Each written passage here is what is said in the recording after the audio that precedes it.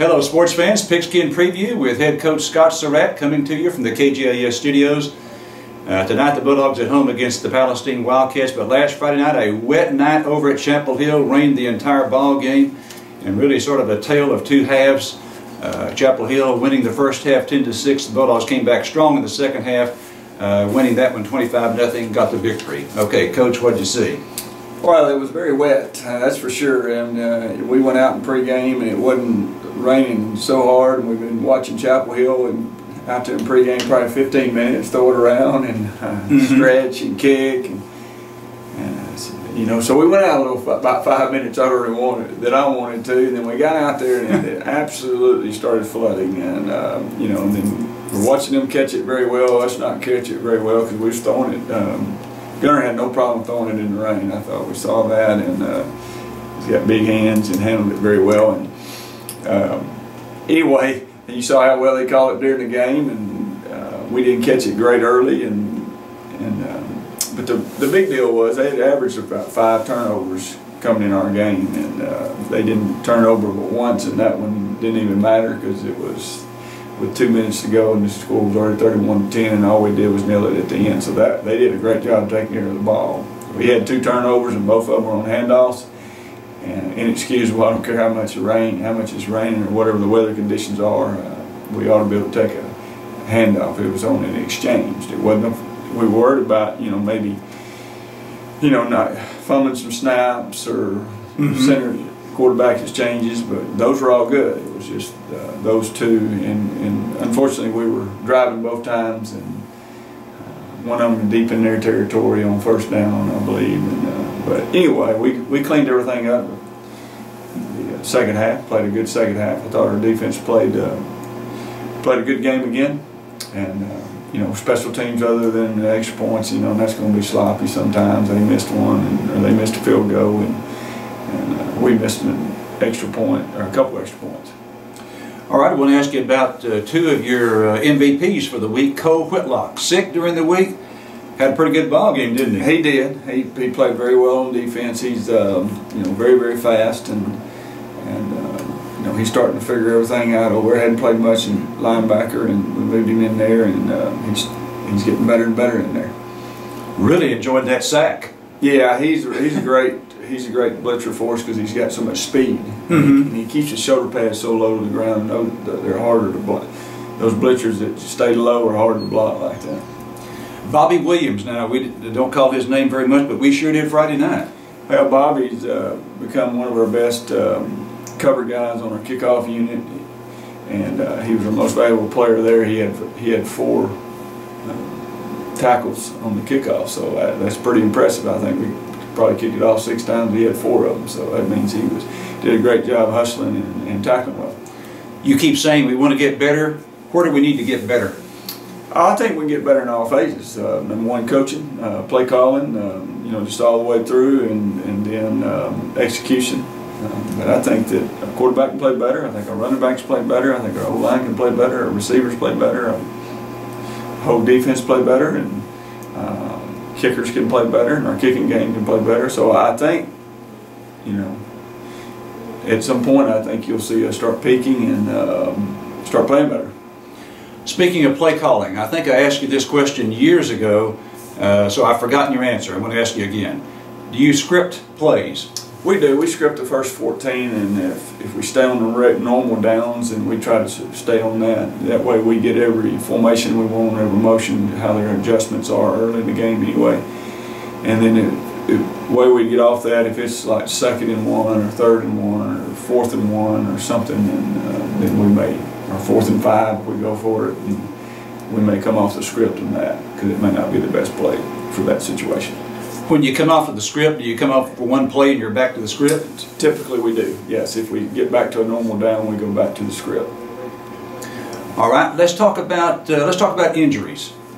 I think we're in good shape. You know, Montrell Smith he hadn't played all year, broke his ankle in the car wreck. You know, 2 days, and right the day of the scrimmage, and so he's going to the doctor this morning. Actually, he's there now, and hopefully he gets a clearance, and we're expecting a clearance, and but it may be 2 or 3 weeks before he's ready to play to get strong enough and be mentally ready to play with that on that ankle. And then Quentin Owens, his cast should be coming off. We may leave it on 1 more week, but precautionary reasons. But I think his cast is going to be coming off, and he'll be a lot player with 2 hands, obviously. And then Caden Holcomb will be back. So I think we should be full strength from where we started. At least by next week. How about Tucker Smith? Tucker Smith, forgot about Tucker. Tucker will be back. He was actually ready to go back in the game, but nowadays rules on the head deal or the concussion, and he said when we went out there, he was on my head like that, and then he's out for the game, and then you got to go through protocol, and he's done that. And he's ready to go. So Caden Holcomb most likely back holding on extra points and also snapping deep? Well, I think so. I think he'll be ready to go. Now at Chalk Talk, you previewed Palestine, and you said super talented. Tell us about them. They are super talented, and they have a big old line. Their tailback is really good. Number 22, he gave us a lot of problems last year. He had a big night against us last year, especially with our ones wasn't in, because we did have a big lead, and but he's a great player, and then they got a really good receiver, number 6. Their tight end, it seems like he's been there 6 years, but number 11, he's a really good player. And they got a big offensive line, and then you go to the defensive side. Their D line is really big, strong, and physical, and then the 3 linebackers we feel is as good a linebackers we've seen all year, and they're very, very. And we know they're the fastest we've seen all year. And then the number 6 is their best corner. He does a good job. He's also a good receiver, flips over and plays corner. So they got plenty of talent. So. We're going to have to execute and play well. Obviously, with that much talent, that's not their problem. They turnovers, something like that. They lost their quarterback probably 2 or 3 weeks ago, and he was kind of their guy, and so that's hurt them. But they've turned the ball over a little bit, and, so maybe they can do that one more time, or we can create them. All right, Scott. This is game number 8, and of course, for the last 2 seasons, number 8. As it turned out, was midway through the entire season because we played 16. How do you feel about the team as a whole at the midway point of the year? Oh, we feel really good. Feel really good about our team. We talked about pushing the reset button and let's get excited, just like it was the day, first day of 2-a-days, and then the first day of actual contact, and that first scrimmage, and that first game, and let's get the excitement back. And and I said the season's halfway over. No matter what, because if we did get lucky enough to play 16 games, it's still over halfway over, because you got to throw the scrimmages and 2-a-days and all that in there. So, and I thought our practices were great, our attitude's great. I thought our leadership was better this week, and so I think we're getting ready to play really good football, and we just got to take care of the ball and create turnovers and do all that kind of good stuff, and stay undefeated, and as we do it, and get better. All right, I want to ask you about another thing you mentioned at Chalk Talk, being wet over there, the number of footballs you took over. Oh, we probably took 30. I think we used around 18, but we probably took 30, and that was kind of the frustrating deal. We had a new ball in there, and it was raining though, and so we was trying to go as fast as we can so the ball wouldn't stay on the ground and the water, the rain beat. And then I'm watching them, and they're playing with 1 ball a series, and so I don't know. I guess they're better. Well, I say better. We actually won the game, but it just felt frustrating that we wasn't throwing it and catching it better, because it wasn't a win. It wasn't a win. So we played in a lot worse conditions, just because of the worst conditions is when it's windy, rainy, and cold, and we've dang sure done that several times in the playoffs and things, and the only condition we had was, I just don't know if we've ever played in that heavy of rain. I don't know if I've ever played in that heavy rain in 29 years of coaching, but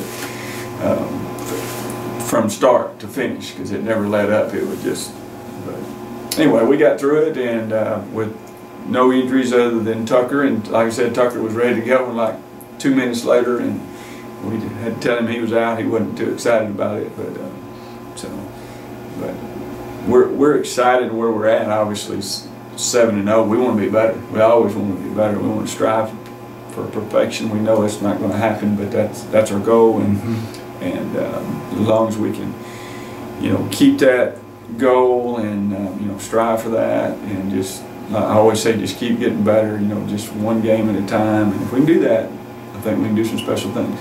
All right. We interviewed Keontae Ingram at halftime. You have a chance to visit with him? I did not. I don't think he knew who I was, because I was. All the coaches had the black, and several coaches black rain suit on, and several coaches had. I talked to him. He said, "I thought you was pretty upset, so I didn't want to talk to you." So anyway, I wasn't really upset. I was just miserable, like everybody else was in that rain. But we're glad we got through it with relatively healthy and ready to go. And he's coming off a big game. And Tego Ree, I saw over 100 yards receiving this past Saturday. He's had 2 in a row. He had his career high 2 weeks ago, and I think he broke that this week. So he's finishing up his senior year right. And then Dwaylen Ingram had 4 catches for Sam Houston. So, and Keontae is not this past weekend, the weekend before, had a big game, over 100 yards. And so obviously those guys are great players. Dave Bowen's still playing well for Sam Houston. So these guys are great players, and wish them well. Great kids, better kids than they were players, and that's the main thing. All right, those are the words of Coach Scott Suratt. Larry, can I add up something here? You certainly. Oh, volleyball. Volleyball team, undefeated district champs, 27-7. They play a warm-up game today at 4:30 against Kilgore, Friday today, and their first round opponent is Palestine at White House at 7. But our cross country team placed 3rd, and that's in the regional meet. Excuse me, they placed 5th at the regional meet. The boys did, and they just barely missed out on the whole team going to the state meet. But Eric Canada placed 3rd, and he's getting to go to the state meet. And Mark Hanks finished high also on that group. So Coach Arhart has done a great job with our cross country program, and got us to a place that that's never been. And so I know they're all those guys, or a lot of them's back. So we'll be even better next year. So we're excited about that group. Glad you interrupted me, because I intended to do that, and I just plain forgot. Okay, anything else you want to mention? Now we got a lot of things coming. The girls basketball is about to start, and, or already started practice, and they're about to start. So we've got a lot of exciting things going on. And of course, the boys won't start until after football, and so just a lot of exciting things going on. Next to last home game, senior night will be against Kilgore, right? That's correct. We'll have senior night next week. We have the Hall of Honor, being introduced this week, and so we got, like I said, a lot of exciting things. Caps is being introduced as Ford Player of the Week this week. The game he had against Pleasant Grove. So just a lot of great things going on, and hopefully we can continue really good play in our volleyball program, and Eric can go down there and do well in the state tournament, and then we can play well in football. All right, very good. Those are the comments of Coach Suratt. Glad you could join us, and we certainly hope that you'll join us at Bulldog Stadium on Friday night as the Bulldogs host the Palestine Wildcats. 7:30 kickoff. We'll be on there at 7 o'clock to take a look at the starting lineups. For Coach Suratt, I'm Larry Allen. Have a great weekend, everyone.